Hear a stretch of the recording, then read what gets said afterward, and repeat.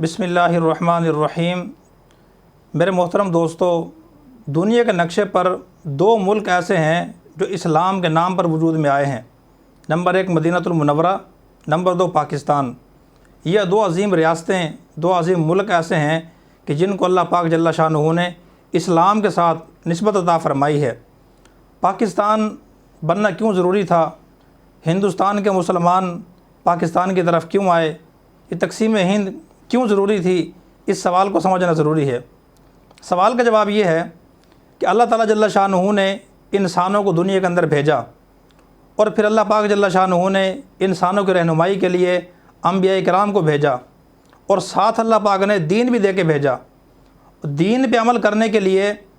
مسلمانوں کا آزاد ہونا ضروری ہے، ان کا الگ ایک خطہ ہونا ضروری ہے، اپنی ریاست، اپنا ملک اور اپنی حکومت ہونا ضروری ہے۔ جب تک انسان کی اپنی حکومت نہ ہو، اپنی ریاست نہ ہو، اپنا انسان کا الگ وطن اور ملک نہ ہو، اور انسان مذہبی طور پہ آزاد نہ ہو، انسان نہ اللہ کی اطاعت کر سکتا ہے، نہ فرائض کو پورا کر سکتا ہے، نہ انسان مذہبی شعائر کی حفاظت کر سکتا ہے، نہ انسان اللہ کی فرمانبرداری کر سکتا ہے۔ اسی لیے اللہ پاک جل شانہ نے قرآن کریم کے اندر اور احادیث کے اندر اللہ کے نبی صلی اللہ علیہ وسلم نے اس بات پہ بڑا زور دیا کہ تم اپنی حکومت قائم کرو، طاقت حاصل کرنے کی کوشش کرو کفار کے مقابلے میں، مشرکین کے مقابلے میں۔ چنانچہ آپ دیکھیں، جب تک حضور صلی اللہ علیہ وسلم مکی زندگی میں تھے تو آپ کے حالات کیسے تھے، مسلمانوں کے حالات کیسے تھے، مکی زندگی کے حالات، صحابہ کرام کے، اللہ کے نبی کے، اور پھر آج کے دور میں کشمیر کے مسلمانوں کے حالات، فلسطین کے مسلمانوں کے، برما کے مسلمانوں کے حالات، اور غزہ کے مسلمانوں کے حالات، برما کے مسلمانوں کے حالات، دیگر وہ ممالک جہاں مسلمان محکوم ہیں، مذہبی طور پہ آزاد نہیں ہیں، ان ممالک کے آپ حالات دیکھیں، مسلمان کھل کر اپنے مذہبی شعائر پہ عمل نہیں کر سکتے۔ اسی لیے آپ صلی اللہ علیہ وسلم کی تشریف آوری سے پہلے بھی جتنے انبیاء کرام گزرے ہیں، انہوں نے اپنے علاقے میں دین کا کام شروع کیا، دین پہ عمل کرنا شروع کیا، سکھانا شروع کیا، لیکن جب وہاں حالات تنگ ہوئے تو انہوں نے اس علاقے کو چھوڑ کر دوسرے ملک ہجرت کر لی، انہوں نے ہجرت کر کے چلے گئے۔ اور آپ صلی اللہ علیہ وسلم کی زندگی میں بھی جب مکہ میں حالات تنگ ہوئے، عرصہ حیات مسلمانوں پہ تنگ ہوا، تو آپ صلی اللہ علیہ وسلم کی اجازت سے صحابہ اکرام نے، مسلمانوں نے 2 مرتبہ حبشہ کی طرف ہجرت کی ہے، پھر بعد میں تیسری مرتبہ صحابہ اکرام نے مکہ سے مدینہ کی طرف ہجرت کی، اور خود جناب نبی کریم صلی اللہ علیہ وسلم نے بھی مکہ سے مدینہ کی طرف ہجرت کی ہے۔ تو لہذا پاکستان کا قیام اس لیے ضروری تھا تاکہ مسلمانوں کو ایک ایسا خطہ حاصل ہو جائے، ایسا وطن مل جائے، ایسی ریاست مل جائے، ٹکڑا زمین کا مل جائے جہاں مسلمان مذہبی لحاظ سے آزاد ہوں، نماز اچھے طریقے سے قائم کر سکیں، مذہبی شعائر پہ عمل کر سکیں، اپنے دینی اقدار کی وہ حفاظت کر سکیں، فرائض و واجبات کو پورا کر سکیں، اللہ کی اطاعت کر سکیں۔ قرآن کریم میں اللہ پاک نے فرمایا وَقَتَلَ دَاوُودُ جَالُوتَ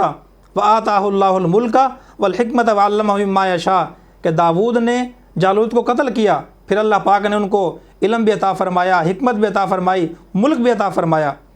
بنی اسرائیل کو آپ دیکھیں، موسیٰ علیہ السلام کی قوم تھی، مقابلے میں قبطی قوم تھی، فرعون کی قوم تھی۔ اس طرف موسیٰ علیہ السلام تھے، حضرت ہارون تھے، اس طرف فرعون تھا، فرعون ظلم کرتا تھا، اس کی قوم ظلم کرتی تھی۔ بالآخر اللہ پاک جل شانہ کے محبوب پیغمبر حضرت موسیٰ علیہ السلام نے ہجرت فرمائی، اپنی 6 لاکھ قوم بنی اسرائیل کو لے کر وہ نکل گئے وہاں سے، ان کو آزادی دلائی فرعون کے ظلم سے، اس کی قوم سے۔ پھر جب آزادی مل گئی، اللہ پاک جل شانہ نے بعد میں حضرت موسیٰ علیہ السلام کو تورات عطا فرمائی، کتاب اللہ پاک نے بعد میں عطا فرمائی، تاکہ وہ اپنی کتاب پہ، اپنے شرعی احکام پہ عمل کر سکیں، مذہبی شعائر کا تحفظ کر سکیں، اللہ کی اطاعت کر سکیں، شرعی احکام کو پورا کر سکیں۔ پھر بعد کے ادوار میں آپ صلی اللہ علیہ وسلم نے بھی مکہ سے مدینہ کی طرف ہجرت فرمائی، اور وہ مسلمان بیچارے جو مکہ میں رہ گئے تھے ان کو بھی اللہ کے نبی صلی اللہ علیہ وسلم نے اور صحابہ کرام نے بعد میں آزادی دلوائی۔ اور پھر بعد کے ادوار میں صحابہ کرام نے مصر، شام، عراق، ایران اور دیگر وہ ممالک جہاں کفار کا غلبہ تھا، مسلمان مغلوب تھے، مسلمان غلامی کی زندگی گزار رہے تھے، اور وہ علاقے جو کفار کے قبضے میں تھے، صحابہ کرام نے ان علاقوں کو آزاد کروایا، مسلمانوں کو آزاد کروایا۔ کیوں آزاد کروایا؟ اس لیے میرے دوستوں اور بھائیوں کہ ایک قوم تب اپنے مذہبی شعائر پہ عمل کر سکتی ہے، مسلمان تب اپنے مذہبی شعائر پہ عمل کر سکتے ہیں، شرعی احکام پہ عمل کر سکتے ہیں، اللہ کی اطاعت تب کر سکتے ہیں اپنے احکام کو نافذ تب کر سکتے ہیں، اپنی حکومت اور ریاست تب وہ قائم کر سکتے ہیں جب ان کے پاس اللہ کا بنا وطن ہو، اپنا خطہ ہو۔ جو محکوم قوم ہوتی ہے، غلام قوم ہوتی ہے، یا جس جگہ انسان محکوم ہوتا ہے، جس جگہ انسان غلام ہوتا ہے، جس جگہ انسان ماتحت ہوتا ہے، وہاں انسان اپنے مذہبی شاعر پہ، شرعی احکامات پہ انسان عمل نہیں کر سکتا، اللہ کی اطاعت نہیں کر سکتا، اللہ کے احکام کو نافذ اور اللہ کے دین کو غالب نہیں کر سکتا۔